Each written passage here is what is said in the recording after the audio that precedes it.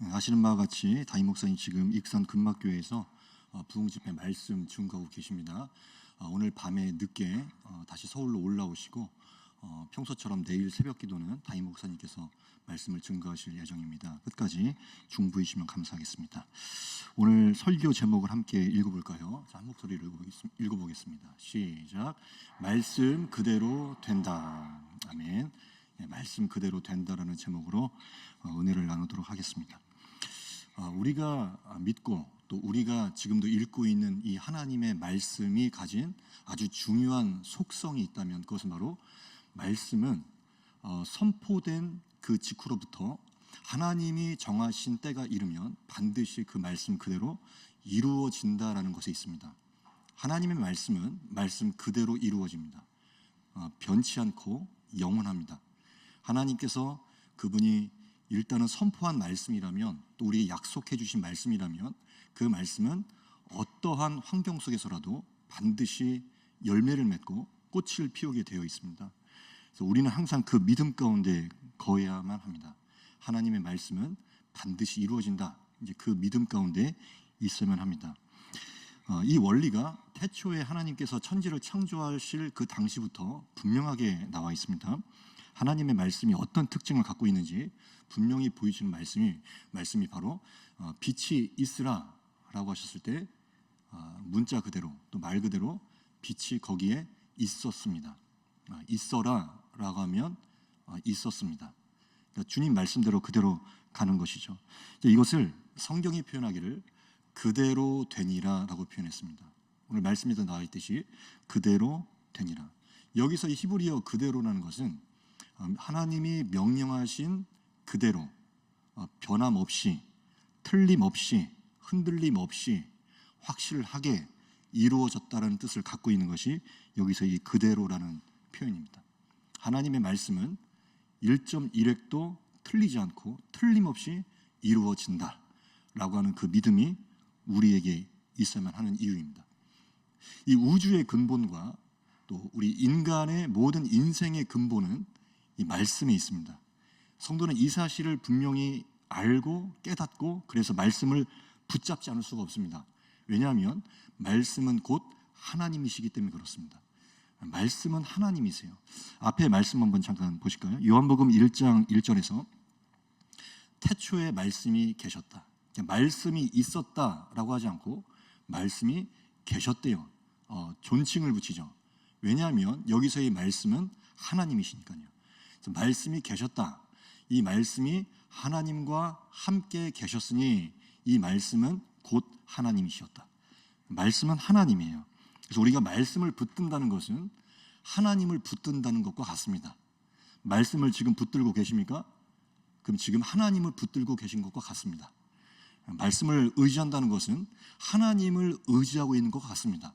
지금 내가 어떤 두려움 가운데 빠져 있고 무서운 상황에 빠져 있는데 그 가운데 내가 지금 오늘도 말씀을 붙들고 의지하고 있었다면 그것은 곧 지금 내가 하나님을 붙들고 있다는 뜻도 됩니다. 말씀은 곧 하나님이세요.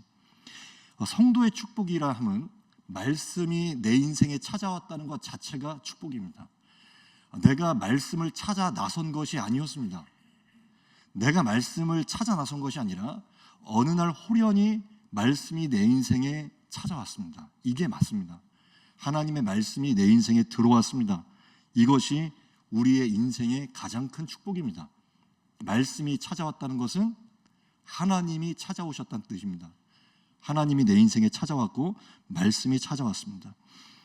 근데 이렇게 하나님이 찾아오시고 말씀, 즉 약속의 말씀이 찾아왔다는 것은 내 인생에 그때부터 말씀이 주시는 축복도 물론 있지만 말씀이 주시는 각양의 축복뿐만 아니라 자, 여기서 중요합니다. 말씀 때문에 벌어지는 치열한 싸움이 시작된다는 것 또한 의미하고 있습니다. 말씀 때문에 싸움이 벌어져요. 말씀이 찾아오기 전까지는 내가 듣도 보도 못했던 그런 차원의 영적인 싸움이 시작이 되는 거예요. 그것을 좀 더 쉽게 표현하면 말씀을 무너뜨리고자 하는 공격이 시작이 되고 말씀을 말씀 그대로 믿지 못하게끔 만드는 믿음을 뒤흔드는 일들이 나타나기 시작한다는 거예요. 그것을 우리는 영적 싸움이라고 부르죠. 아브라함의 인생을 봤을 때 말씀, 그 언약, 말씀의 약속을 받은 성도가 어떤 싸움으로 접어드는지를 굉장히 잘 보여주는 어떤 하나의 샘플이 바로 아브라함의 인생이라고 볼 수 있어요. 말씀, 약속을 받은 자가 그 직후로부터 어떤 싸움이 시작이 되는 것을 아브라함이 보여주고 있어요. 아브라함의 인생을 봤을 때 그 자손이 아시다시피 하늘의 별과 같이 많아질 것이라는 약속을 얻어냈는데, 근데 그 약속의 말씀을 받았던 그 순간, 그 말씀을 딱 받았을 때의 아브라함의 환경과 처지는 사실은 이 말씀과는 상당히 동떨어져 있는 상황과 환경이었다는 것이에요. 말씀과는 굉장히 동떨어져 있는 그런 환경에 처해 있었어요. 그래서 이 아브라함의 인생을 이렇게 살펴보다 보면 말씀을 받았으나 그러나 눈앞에 펼쳐지는 현실을 봤을 때는 말씀과 전혀 상관없는, 그래서 말씀과 현실 사이에서 끊임없이 치열하게 방황했고 고뇌하고 갈등했던 아브라함의 인생을 볼 수가 있어요. 그 아브라함의 인생을 보면서 사실은 이거 내 얘기 같다라고 하실 수도 있을 거예요. 말씀을 받기는 받았으나 그때부터 아주 치열한 영적 싸움에 들어갔다. 그것을 아브라함을 통해서 볼 수 있다는 거죠. 창세기 15장이 바로 그렇습니다. 아브라함의 이제 이야기가 나옵니다. 앞에 스크린을 한번 함께 보겠습니다. 제가 읽겠습니다. 눈으로 찬찬히 따라가시기 바랍니다. 이후에 여호와의 말씀이 환상 중에 아브라함에 임하여 이르시되 아브라함아 두려워하지 말라.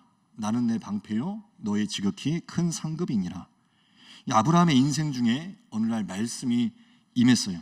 근데 그렇게 말씀이 임한 시점이, 말씀을 부어주신 시점이 어떤 시점이었는지 2절 봅니다. 아브라함이 이르되 주 여호와여 무엇을 내게 주시려 하나이까? 나는 자식이 없사오니 나의 상속자는 이 다메섹 사람 엘리에셀이니이다. 하나님, 나는 자식이 없습니다. 나에게 뭘 주셔도 나에게는 자식이 없으니 별 의미가 없을 겁니다. 안 주셔도 됩니다. 그런 뜻인데, 네, 이어지는 말씀 4절입니다. 여호와의 말씀이 그에게 임하여 이르시되 그 사람이 너의 상속자가 아니라 내 몸에서 날 자가 내 상속자가 되리라 하시고, 5절 그를 이끌고 밖으로 나가 이르시되 하늘을 우러러 무뼈를 셀 수 있나 보라. 또 그에게 이르시되 내 자손이 이와 같으리라. 자식이 없는 상황에서 내 자손이 별과 같이 많아지리라 라고 하시는 약속을 주셨어요. 이때 이 약속의 말씀을 받았을 때 아브라함의 나이가 몇 살이었을까요? 75세였습니다.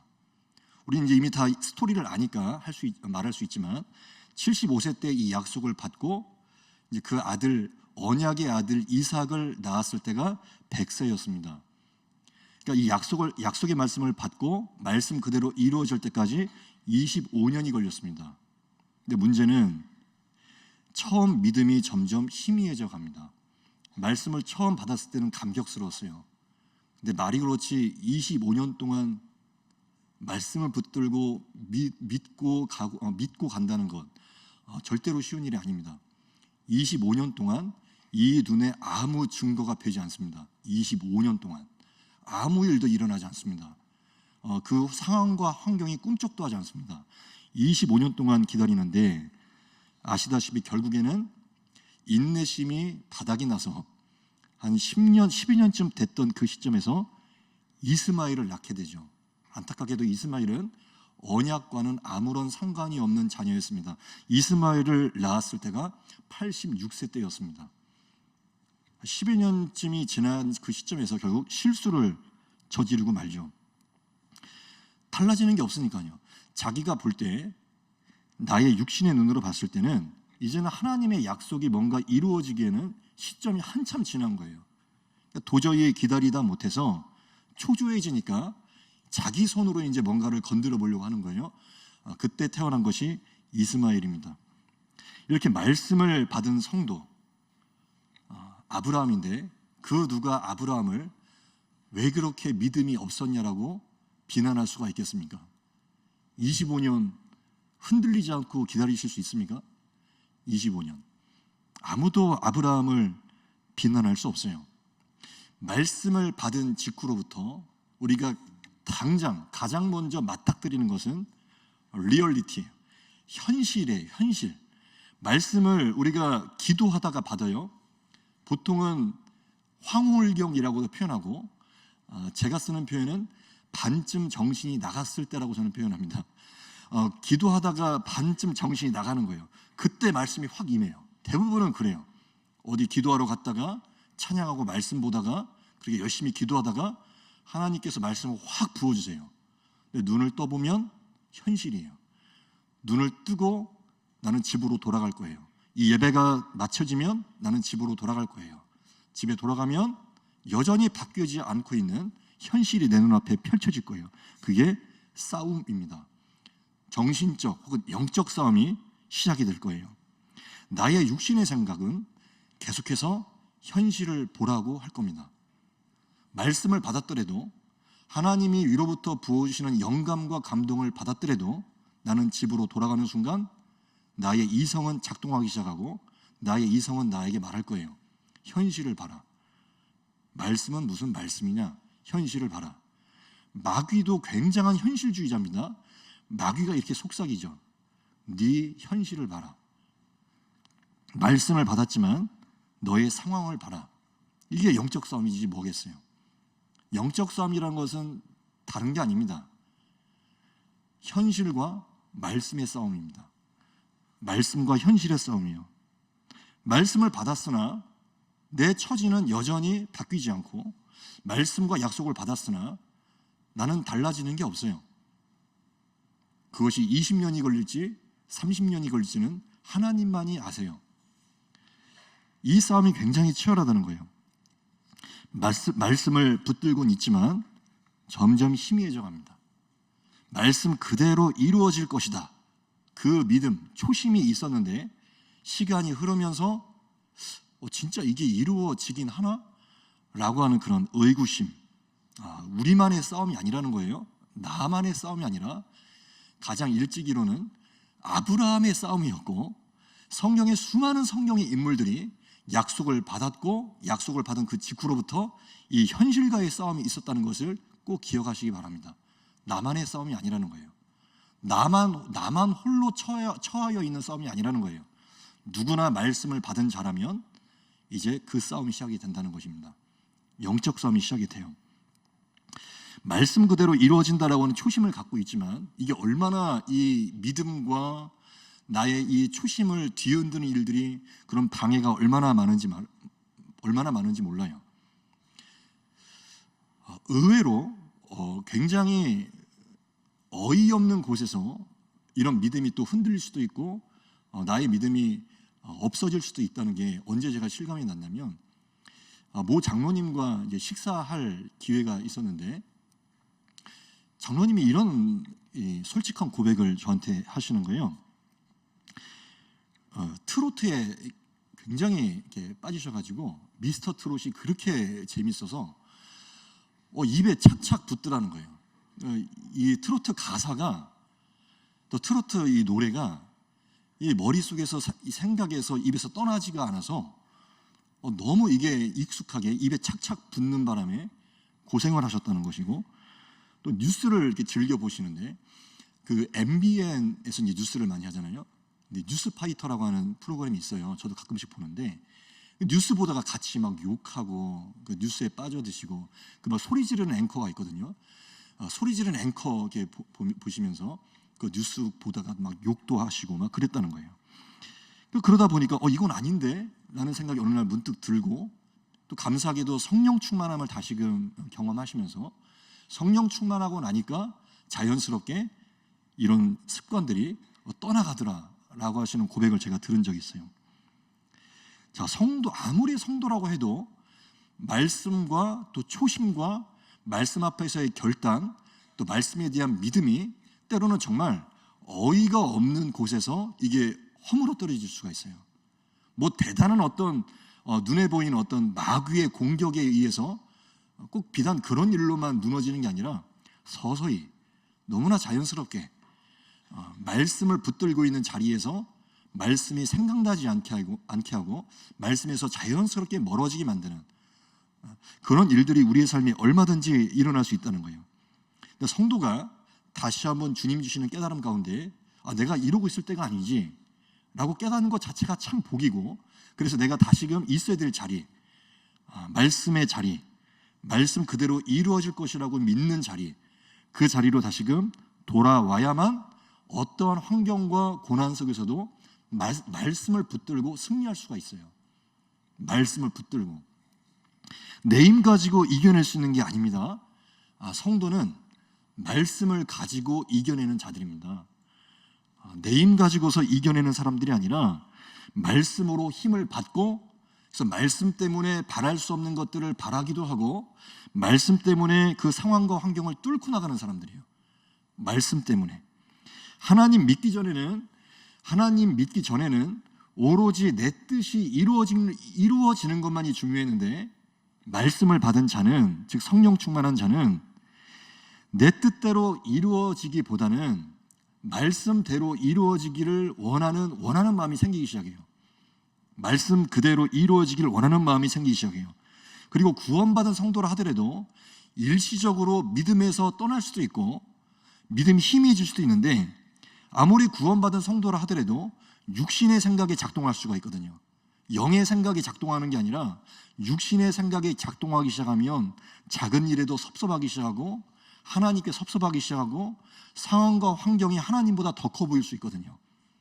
육신의 생각이 빠지게 되면. 성도도 역시 그럴 수 있어요. 그러나 우리의 소망이 있으니 말씀이 내 안에서 역사한다는 거예요. 말씀이 내 안에서 역사한다. 다시금 그 자리로 돌아오시기를 바랍니다. 말씀이 역사하는 자리, 그 자리로 다시금 돌아오셔야 돼요. 우리는 말씀에 사로잡혀야만 합니다. 말씀에 사로잡히지 않으면 소망이 없어요. 아무리 구원받았다 하더라도 구원받았다는 사실, 천국에 어차피 갈 것이라는 사실에 결코 만족하지 마시기를 바랍니다. 구원만 갖고서 우리가 만족할 사람들이 아니라 말씀에 사로잡히는 은혜를 우리가 알아야 돼요. 말씀에 사로잡히는 그 은혜의 맛을 알아야 돼요. 아무리 구원받은 성도라 하더라도 육신의 생각이 작동하기 시작하면 이런 불평불만이 나올 수가 있어요. 내 뜻대로 되어가는 것이 아무것도 없다. 이 시험에 빠질 수가 있어요. 내가 하나님 믿고 있고 말씀을 분명히 받았는데 내 뜻대로 되어가는 것이 아무것도 없다. 자, 그런 시험에 빠지고 그런 낙심에 빠져 있는 성도님이 계시다면 한번 주의 은혜 가운데 생각을 바꾸셔서 이렇게 한번 생각을 해보시기 바랍니다. 내 뜻대로 되어가는 게 아무것도 없다라고 생각이 지금 들고 있다면 동시에 말씀대로 되어가고 있는지 한 번 더 살펴보세요. 자, 다시 말씀드립니다. 내 뜻대로 되어가고 있지 않다라고 느끼는 성도님이 계시다면 그와 동시에 그러면 지금 말씀대로 되어가고 있는지 한 번 더 주님 앞에 서서 물어보시는 시간을 꼭 가져보시기를 바랍니다. 말씀대로 되어가고 있는지. 성도의 인생은 내 뜻대로 되어가는 것이 아니라 말씀대로 지금도 되어가고 있을 확률이 굉장히 높습니다. 그것을 볼 수 있는 눈을 영적인 눈이라고 합니다. 아브라함은 아까 우리가 살펴봤던 아브라함의 인생은 아브라함의 뜻대로 되어가는 인생이 아니었습니다. 그래서 그가 조급해졌습니다. 육신의 눈이 확 떠지니 조급해지고 초조해지기 시작해서 결국에는 이스마엘을 낳았습니다. 아브라함의 육신의 눈으로 봤을 때는 도무지 내 뜻대로 되어가는 게 없습니다. 그래서 초조해졌습니다. 근데 다시금 우리가 주님 믿고 있는 우리가 받을 수 있는 축복은 영의 눈이 언제든지 떠질 수 있다는 사실입니다. 주님 앞에 간구하시고 은혜를 간구하시다 보면 어느 순간 기도하다가 영의 눈이 떠집니다. 영의 눈이 떠졌을 때 우리가 확신하게 되고 다시 한번 믿음 안에서 아멘할 수 있는 그것이 언제냐면 내 뜻대로 지금 되어가고 있는 것은 없지만 그러나 말씀대로 되어가고 있구나 라고 깨닫는 순간이 와요. 그게 영적인 눈이 떠졌을 때예요. 왜 우리가 어찌 똑같이 육신의 눈만 달고 살아가는 세상 사람들과 똑같이 사고하고 이성의 생각대로만 우리가 작동할 수 있단 말입니까? 말씀을 갖고 있는 자의 축복이 뭡니까? 상황과 환경을 초월해서 생각할 수 있는 힘이 있다는 거예요. 상황과 환경을 초월하여 생각할 수 있는 힘이 있다는 거예요. 그 힘이 위로부터 부어진다는 거예요. 위로부터 부어오시는 힘 가운데 말씀대로 되어가고 있는지를 다시 한번 확인하실 수 있다면 좋겠습니다. 말씀대로 되어가고 있는지. 우리가 하나님을 만났고 하나님의 말씀을 받은 인생이라 하더라도 내가 이제부터 말씀을 받았으니 뭔가 좋은 일만 일어날 것 같은 기대가 있을 수 있지만 그러나 그렇지 않습니다. 말씀을 받았을 때가 오히려 진짜 본격적인 싸움이 시작될 수도 있습니다. 사실은 참 이 부분이 참 마음에 들지 않습니다. 특별히 힘겨운 시간을 통과하고 있는 성도님들이라면 이 부분이 별로 인간적으로는 마음에 들지 않습니다. 말씀을 받으면 더 치열한 싸움이 시작될 수 있다. 이 부분이 사실 마음에 들지 않습니다.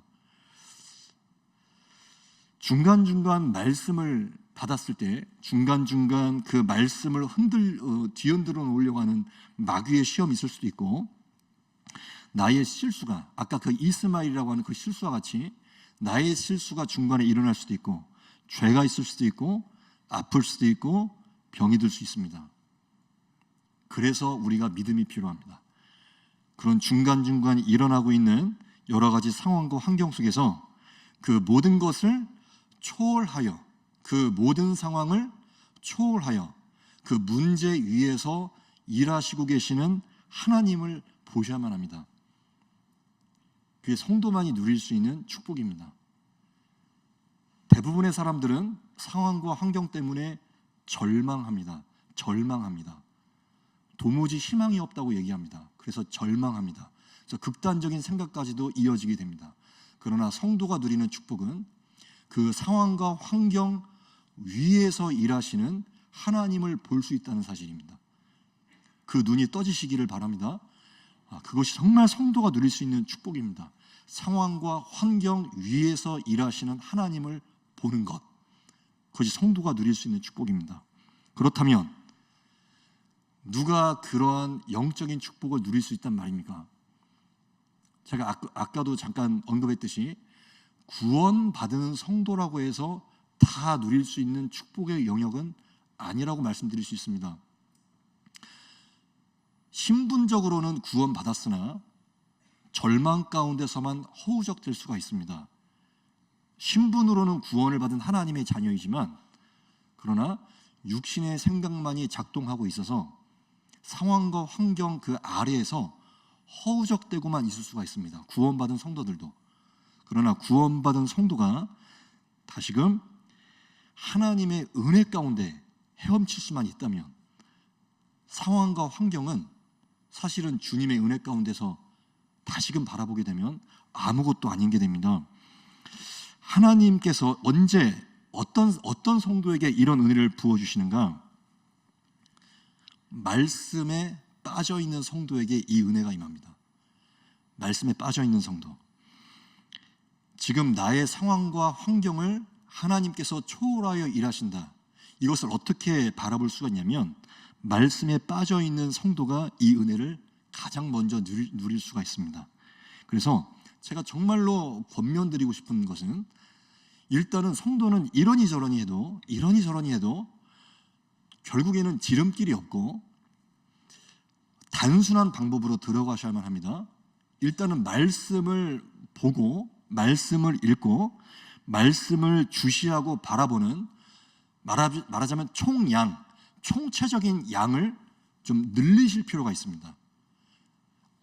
머리를 쓰지 마시고 웬만하면 머리를 쓰지 마시고 좀 단순하고도 좀 무식하게 말씀을 가까이 하는 총체적인 양을 늘리시는 게 가장 좋은 방법이라고 저는 권면드리고 싶어요. 수시로 말씀을 주시하고 바라보고 있어야 돼요. 이게 설령 작심삼일이 될지언정, 이번에 지금 1월이잖아요. 지금 1월이 됐잖아요. 가장 성도들이 결심을 많이 하는 달, 1월이에요. 1월. 저도 결심했거든요. 이게 또 언제 물은지 모르겠지만 결심해서 우리말 성경을 한번 읽어볼까? 그러니까 개역 개정판보다는 좀 더 술술 읽힐 수 있는 우리말 성경 버전이 있거든요. 쿠팡에다가 이제 주문을 한 거예요. 그래서 이번에는 한번 우리말 성경으로 한번 가까이 해보자, 그런 결심을 했어요. 말씀을 가까이 하는 총체적인 그 총량을 늘리는 것 외에는 제가 볼 땐 방법이 없어요. 지름길이 없어요. 나는 내가 말씀을 의지할 수 있는 사람으로 바뀌기를 원했어요. 저는요, 신학생 때부터 그런 소망이 있었어요. 근데 이게 결코 절망적인 의미로, 어떤 부정적인 의미로 우리 성도님께 말씀드리는 게 아니라요, 저는 어느 날 문득 깨달았어요. 나는 그런 사람이 될 수 없다. 나는 말씀 그대로 이루어지기를, 그러니까 믿음이 흔들리지 않는 사람으로 내가 바뀌기를 원했는데, 그런 목사로 바뀌기를 원했는데, 나는 그런 사람으로 바뀌지 않아요. 바뀌지 않아요.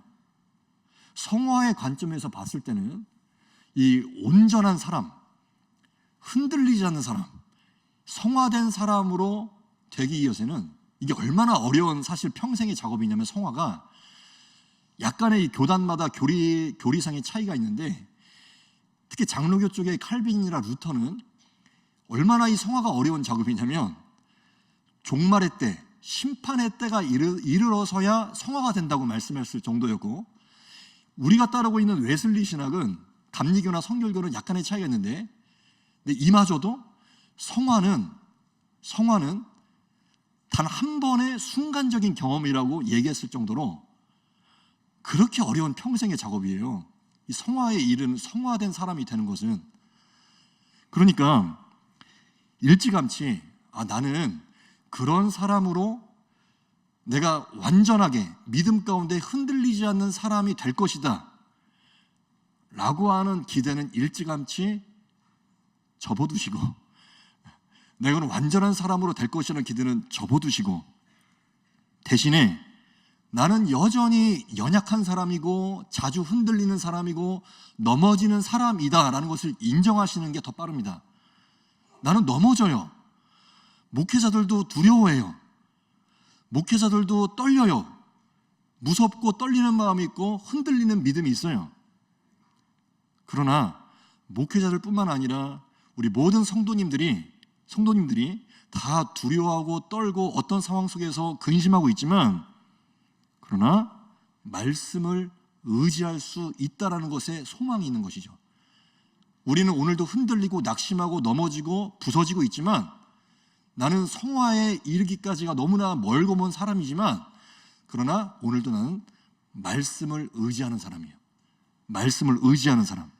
십자가 앞에 서셨던 예수님도 두려워서 이 땀방울이 핏방울 되기까지 기도하셨어요.